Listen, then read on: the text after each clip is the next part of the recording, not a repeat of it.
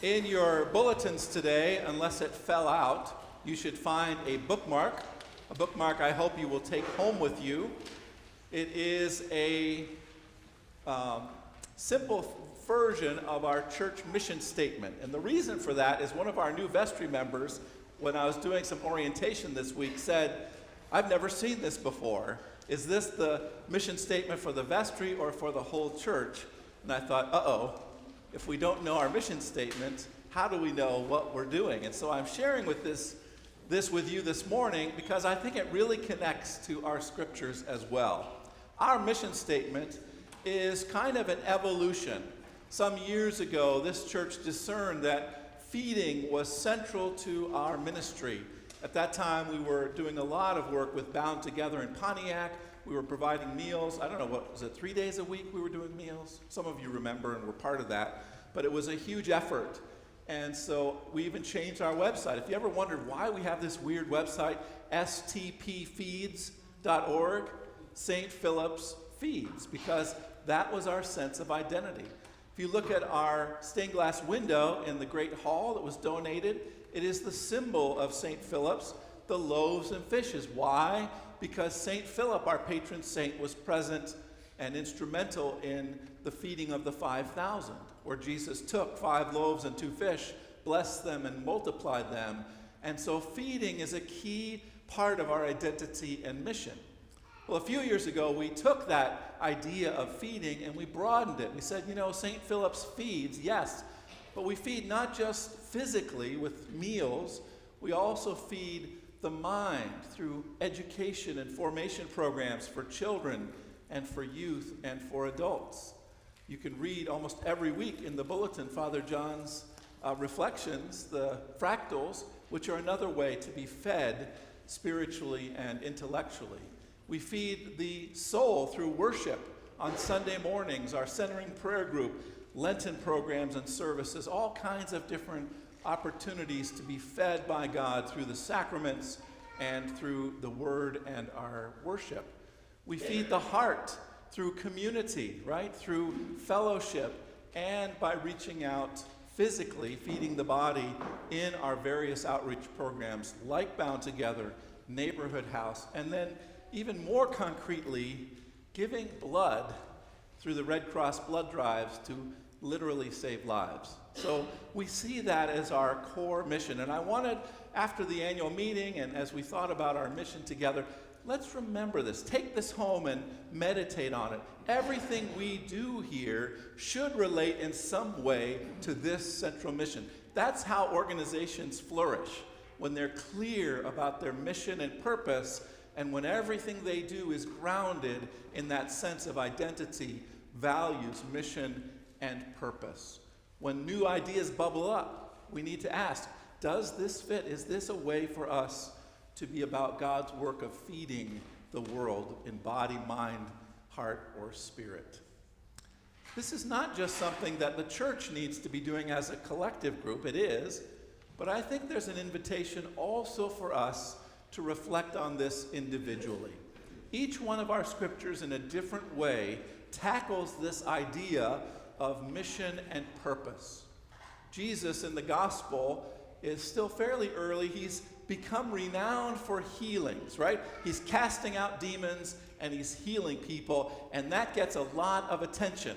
As soon as he starts doing that in our gospel today, the entire city, the whole town showed up at his front door and said, "Jesus, heal me, heal my mother-in-law, heal my friend," and he was swamped. And so Jesus did what he always does in the gospel. After he's been about God's work of performing miracles, he went away by himself to pray.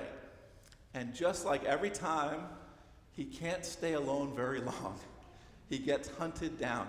The disciples hunted for him. Do you like that word? They hunted for him because they were getting all these demands from the people. "Where's Jesus? Get him back here right now. There's more people to heal." But Jesus, in his prayers, by going away in seclusion and grounding himself in his relationship with God, his identity as God's Son, Jesus has achieved clarity about his mission and purpose. And he says to them, "No, I'm not going back there. The healings were not the point. The healings were to show God's power. But my mission is to share the message of God's salvation with everybody. And so we're not going back. We're moving on. We're going on to the next towns because that's my mission and purpose. I need to keep moving, keep sharing this message so that more people can come to know God's message of salvation. That was really important for Jesus. Otherwise, he could have stayed in Capernaum and been the local hero, right? He could have been the best healer in Capernaum. Jesus, the healer of Capernaum, is not quite the same as Jesus, the Savior of the world, is it? He knew that he had to leave off doing one good thing to focus on his core mission and purpose. In a similar way, St. Paul came to his own sense of mission and purpose. Now, St. Paul was a tougher nut to crack. St. Paul was actually going the entirely wrong direction when Jesus encountered him. Paul had decided that his mission and purpose was to stamp out this new Christian heresy, right? When his name was Saul, he knew that his job was to root out these heretics and crush this new movement. And he did a good job, right? He was there at the stoning of St. Stephen. He held the coats for those who threw the stones and killed the first martyr of the church. But then one day, on his way to Damascus, something amazing happened. He got knocked off his horse, he got struck blind, and Jesus himself, the resurrected Christ, said, "Saul, why are you persecuting me?" And after that, his whole purpose and mission changed. From being a persecutor of the church, he became an apostle of the church, an apostle to the Gentiles. He was so crystal clear that God had put him on earth for this purpose, to share the good news of Jesus, particularly with those in the Roman Empire who had never heard about Jesus, many of whom had never even heard of Judaism. And so he said, I will do whatever I can. Now, in our Bible study, we were talking that it's usually not a good idea to say, I'm going to be all things to all people. You know, as clergy and seminary we're taught, don't be all things to all people. You can't pull it off. But what Paul is saying here is, I will do whatever I can to connect with everybody, right? If you're a slave, I'll become like a slave. If you're freed, I'll become like a free person. If you're Jewish, I will connect with my Jewish heritage and share the gospel that way. If you're a Gentile, I'll use Greek philosophy. I will share Jesus' message with you however I can. That's what he was about. I will spend my life, he said, doing this. And he did. He endured shipwrecks and beatings, persecutions, and challenges of all kinds, including from the churches that he taught. We're reading through Corinthians this Epiphany season, and the Corinthians were a tough group. In fact, I think this letter, this part of the letter, is him responding to criticism, where someone has said to him, hey, Paul, who do you think you are telling us what to do?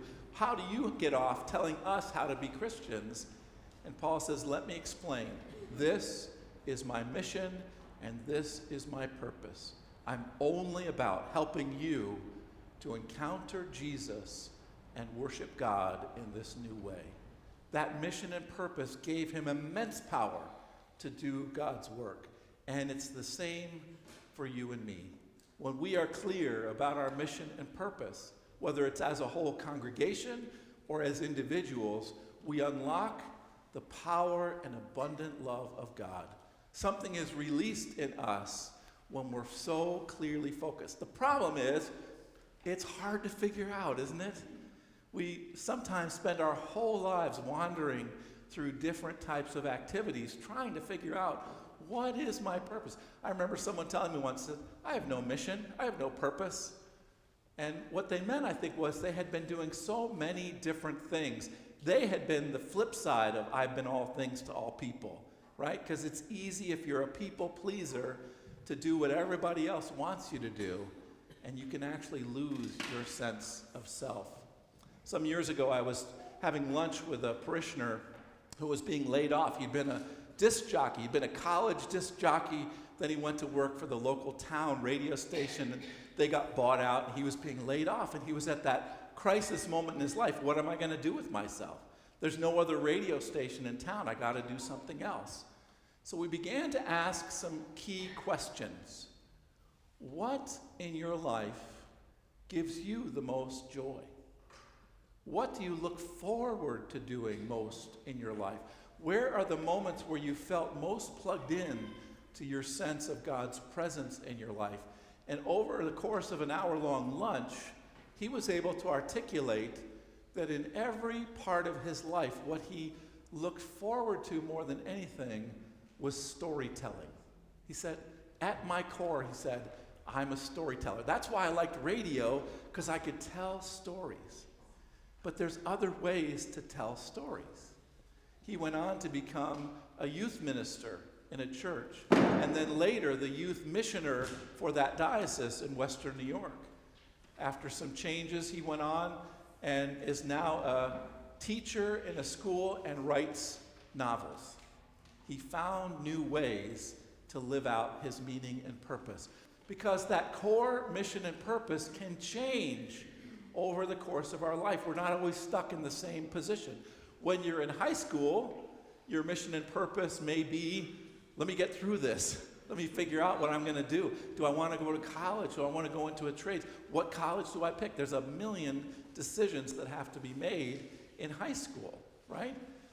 Then you get into early adulthood and you're like, okay, I'm going to work for a while. Does this job fit me? Maybe not. What about getting married? Should I get married or not? What about having kids? Should I have kids or not? Then, before you know it, the kids are grown and you're an empty nester, and then you go, wait, I thought my mission and purpose was raising children. Now what? Now what do I do? Or you go through a divorce. Who am I now that I'm single? Or you lose a spouse to death. Or you retire, right? I thought my mission and purpose was work. I put everything into work. And now what? That now what question can be an amazing opportunity to rekindle a sense of our core mission and purpose, because God has a purpose for us until the day we die. You can't tell me, oh, I'm too old for that. I outgrew mission and purpose. Forget it. No, you didn't. It's just changing. It's changing and evolving. And how do we find that? How do we re-find that when we had it and we lost it? It is by following the example of Jesus. Hopefully, we're not like Paul and we have to get knocked off our horse and struck blind. I would rather not do that myself. I'd like a gentler path. But what did Jesus do? He took time in silent prayer to ground himself in God. That's what the prophet Isaiah is helping his people to do. They had been through a cataclysm. They were lost. They had been conquered by the Assyrians. They didn't know who they were anymore. And he grounds them in their relationship with God. Let me remind you who your God is. The God who made heaven and earth. The God who has all power. Who is the only true God. That's who you worship. He will show you the path forward. In our prayer, whether it's centering prayer or some other kind of prayer, we can begin to hear that. We can also do it in community. This coming Tuesday, we're going to have a meeting with the ECW, which is all about how do we find our sense of mission and purpose. Later this spring, we're going to have meetings with the whole church to talk about St. Philip's. What is our mission and purpose? How do we live out this mission in new ways with new people for a new time? How are we going to evolve and cast a vision for what God is calling us to be and to do? To me, that's tremendously exciting work. It's exciting for me as an individual, and it's exciting for me to see it at work in our congregation. I hope you will pray for that process. Please pray for the ECW on Tuesday. Pray for our church as we engage in this visioning work. And take time in your busy, busy lives. Take time to ground yourself in your relationship with God and to ask some of those questions that my friend and I were discussing so many years ago. What gives you a sense of joy and meaning and life? Where do you experience God's presence in abundance in your life? And how might you organize your life around those key values and mission and purpose? And I promise you, only good things will happen. Amen.